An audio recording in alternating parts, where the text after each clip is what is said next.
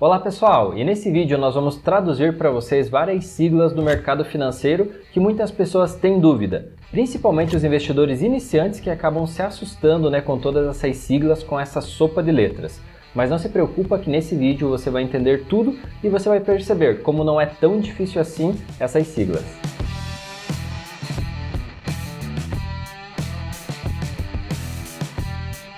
Olá pessoal, e no vídeo de hoje nós vamos falar sobre as siglas do mercado financeiro. Muitas pessoas, principalmente os investidores iniciantes, acabam ficando assustados quando acabam ouvindo essa sopa de letras, todos esses códigos. Mas nesse vídeo vocês vão perceber que não é tão difícil assim entender as siglas do mercado financeiro. E esse vídeo vai ser quase que um dicionário para você traduzir todas essas siglas do mercado financeiro. Mas na verdade você vai ver que não é algo tão complicado assim e é bem fácil de entender. Mas antes, já vai deixando aquele like lá que contribui muito para o crescimento do nosso canal. E se você não é inscrito, não deixe de se inscrever e ativar as notificações para receber os nossos vídeos. E vamos então para a nossa primeira sigla, que é o CDI. Você já deve ter ouvido falar por aí de um investimento que rende 100% do CDI ou 110% do CDI. O que nós temos que deixar bem claro aqui, pessoal, que esse investimento não quer dizer que ele vai render 100% do seu dinheiro em determinado período, ou 110% do seu dinheiro, e sim que ele vai render 100% da taxa CDI. Então, mas a gente vai explicar isso mais à frente, então vamos lá. Mas o que significa a sigla CDI? CDI é Certificado de Depósito Interbancário. O CDI, essa taxa CDI, ela acompanha muito de perto a taxa Selic. Por exemplo, se a nossa taxa Selic está em 2% ao ano, o CDI ele vai ter uma rentabilidade de aproximadamente 1,9% ao ano. Se a taxa Selic estiver em 5% ao ano, o CDI vai estar em 4,9% ao ano. Ou seja, o CDI é uma taxa muito utilizada para balizar investimentos. O certificado de depósito interbancário, na realidade, ele é um empréstimo feito entre os bancos para atender uma regra do Bacen, onde diz que os bancos não podem fechar o dia com caixa negativo. Sendo assim, eles fazem empréstimos de um para o outro e cobram a taxa do CDI durante o período que esse empréstimo permanecer. E para vocês entenderem na prática como isso funciona, vamos dar um exemplo aqui do Banco Bradesco. Vamos supor que ele fez vários empréstimos durante o dia. Sendo assim, ele acabou terminando com o seu caixa negativo. Por outro lado, o Itaú, por exemplo, ele mais captou dinheiro durante o dia, então ele vai terminar com o caixa dele positivo. Para que isso no final do dia sejam balanceados, porque o Bradesco ou outra instituição que também tenha terminado o dia com caixa negativo, o Itaú faz esse empréstimo de dinheiro para esses bancos e assim todos terminam o dia com o caixa positivo. E esses empréstimos vão ser remunerados pela taxa CDI. E é claro, o CDI ele é muito utilizado pelos investimentos de renda fixa. E um muito comum que utiliza bastante essa taxa é o CDB, que nós vamos explicar agora. E o CDB, pessoal, nada mais é que o Certificado de Depósito Bancário. E ele é um empréstimo que uma pessoa física faz ao banco. É isso mesmo. Normalmente nós somos acostumados ao inverso, não é mesmo? O banco emprestar dinheiro para as pessoas e empresas através de financiamentos e empréstimos. Porém, o banco também tem interesse naquele dinheiro que está sobrando na tua conta para que ele possa utilizar esse dinheiro, seja emprestando para outra pessoa e tendo uma margem de lucro através do teu dinheiro, ganhando com o seu dinheiro. E uma forma disso acontecer, uma forma de você emprestar o teu dinheiro para o banco é através dos CDBs, que são o Certificado de Depósito Bancário. O cuidado que nós precisamos ter nos CDBs é que normalmente eles são pós-fixados e eles são indexados ao CDI, que é o que nós acabamos de explicar para vocês. Então, o investidor ele vai receber um percentual do CDI. Mas como muitas pessoas nem sabem o que é CDB ou o que é CDI, os bancos acabam se aproveitando disso e pagando um percentual muito abaixo do 100% do CDI para esses investidores. Ou seja, um exemplo, um CDB que rende 80% do CDI.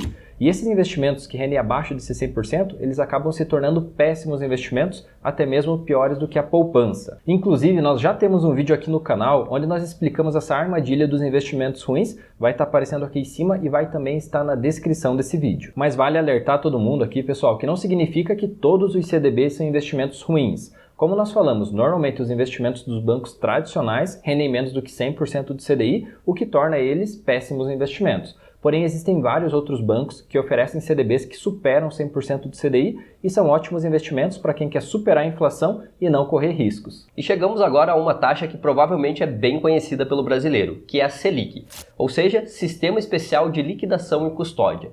É a taxa básica de juros da nossa economia e também a principal ferramenta de política monetária utilizada pelo Banco Central para controlar as metas de inflação do nosso país. Sendo assim, se o governo quer diminuir o consumo e controlar a inflação, ele eleva a taxa Selic, fazendo com que os empréstimos e financiamentos fiquem mais caros e diminuindo assim o dinheiro em circulação, pois as pessoas vão deixar de fazer empréstimos e financiamentos, pois as taxas estão muito elevadas. E se ele quer aumentar o consumo e aquecer a economia, exatamente agora, como estamos passando por esse momento de pandemia, ele baixa a taxa Selic, fazendo com que assim os juros de empréstimos e financiamentos fiquem mais baixos e as pessoas voltem a contrair esse tipo de dívida, fazendo com que o dinheiro circule mais na economia. Hoje a nossa taxa Selic, no momento que gravamos esse vídeo, ela está em 2% ao ano.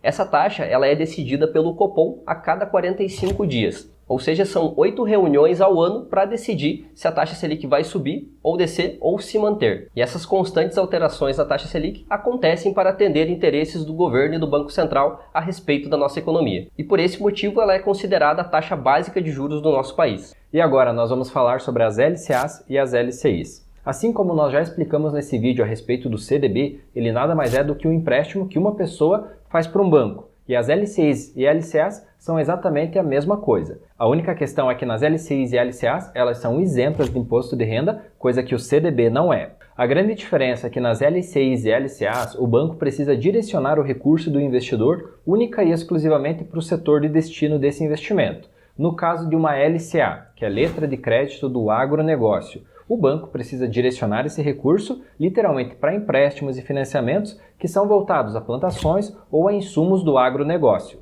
E no caso da LCI, que é a letra de crédito imobiliário, o banco capta esse dinheiro e precisa destinar única e exclusivamente esse recurso para o setor imobiliário. Um exemplo, um financiamento de casa aí que uma pessoa vai fazer através de um banco. E agora vamos explicar o porquê que esses investimentos precisam ser destinados única e exclusivamente para um setor. Vamos dar o exemplo aqui de uma casa, que seria a LCI. O banco, ele empresta o dinheiro para uma pessoa, mas essa pessoa normalmente ela dá 20% de entrada e financia 80% desse imóvel que ela vai pagar no longo prazo em 30 anos ou mais. Então perceba que o banco precisa pagar esse imóvel à vista no momento da assinatura do contrato, porém ele vai receber o dinheiro dessa pessoa em 30 anos. Então ele tem aí uma diferença de caixa. E como que ele faz para cobrir esse caixa? Ele pega dinheiro dos investidores através das LCIs para que ele possa complementar e pagar essa casa ou esse imóvel à vista no momento da assinatura do contrato. Então, uma pessoa vai devolvendo o dinheiro ao banco através do longo prazo dos 30 anos, enquanto outras pessoas acabam recebendo um juro, porque eles foram investidores que confiaram o dinheiro no banco e investiram nas LCIs que o banco utilizou para pagar aquele determinado imóvel financiado à vista. E no caso das LCAs, elas são a mesma coisa do que a LCI, só que o banco vai utilizar esse dinheiro para cobrir o empréstimo do agronegócio. E se falando então do FGC, que é o Fundo Garantidor de Crédito, ele é uma instituição privada que traz segurança para o sistema financeiro. Sendo assim, CDBs, LCIs, LCAs, como citamos aqui, são protegidas pelo Fundo Garantidor de Crédito. E como ele funciona? Ele dá proteção de até R$250 mil por CPF e por instituição, limitando-se a um valor global de R$1 milhão por CPF. Sendo assim, de modo geral, o FGC ele traz uma grande segurança para o nosso sistema financeiro. Mas o que você tem que cuidar é que se tivesse uma crise aqui global e que envolvesse a quebra de várias instituições financeiras, como os bancos, por exemplo, ele não vai ter crédito para segurar todos esses bancos. Sendo assim, o que conta nesse momento é que você escolha boas instituições para você estar colocando o seu dinheiro em LCIs, LCAs ou CDBs, como citamos aqui. Isso não quer dizer também que você vai aplicar o seu dinheiro somente em bancos tradicionais. E o porquê disso? Porque existem outras instituições boas e seguras que dão lucros e que oferecem investimentos como CDBs, LCIs e LCAs com rentabilidades bem superiores às do bancos tradicionais. Sendo assim, não é porque uma instituição ela é menor do que um banco tradicional, é que ela não vai ser confiável. Se ela tiver uma alta lucratividade, sim, você já pode confiar nessa instituição. E agora vamos falar sobre renda variável e vamos começar falando do IBOV ou Índice Bovespa. Nesse índice estão as maiores empresas da Bolsa e as mais negociadas, ou seja, não estão todas as empresas da Bolsa e nem as melhores empresas, mas sim as mais negociadas. Você sempre tem que lembrar disso quando se fala em IBOV. Não é porque uma empresa faz parte do índice que significa que ela é uma boa empresa. E para você entender de modo geral o que é o índice Bovespa, que é a dúvida que muitos investidores iniciantes têm quando começam na renda variável, o índice Bovespa ele serve como um termômetro, ou seja, quanto mais valorizado esse índice está, significa que a tendência das empresas da bolsa é que elas estão se valorizando. E se o índice está caindo, significa que as empresas estão se desvalorizando. Ele também é muito importante para que você possa medir a nossa bolsa na linha temporal, ou seja, por exemplo, se eu quero descobrir se a bolsa se valorizou ou se desvalorizou nos últimos 6 meses, eu acabo analisando o índice Bovespa dos últimos 6 meses e eu vou descobrir se a nossa bolsa teve uma valorização ou uma desvalorização. Isso vai indicar, na média, se as empresas estão subindo seu preço ou caindo. Outra sigla do mercado de renda variável que vem se tornando muito popular é o IFIX, ou Índice de Fundos de Investimento Imobiliário.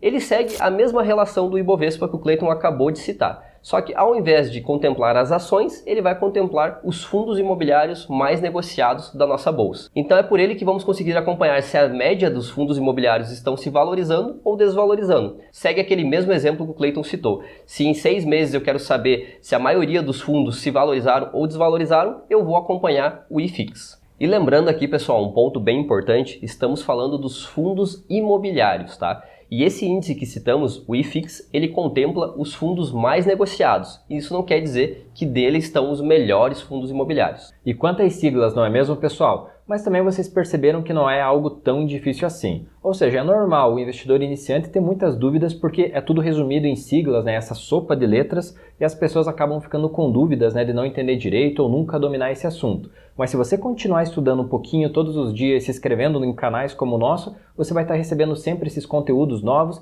você vai estar sempre atualizado e com certeza você vai dominar esse mercado que logo logo você vai saber de cabeça todos esses códigos. Exato, e se você ainda ficou com alguma dúvida nessas siglas, volta o vídeo, pega um caderno, anota uma a uma e assim você pode consultar sempre que você quiser. Ou também vir aqui assistir o vídeo.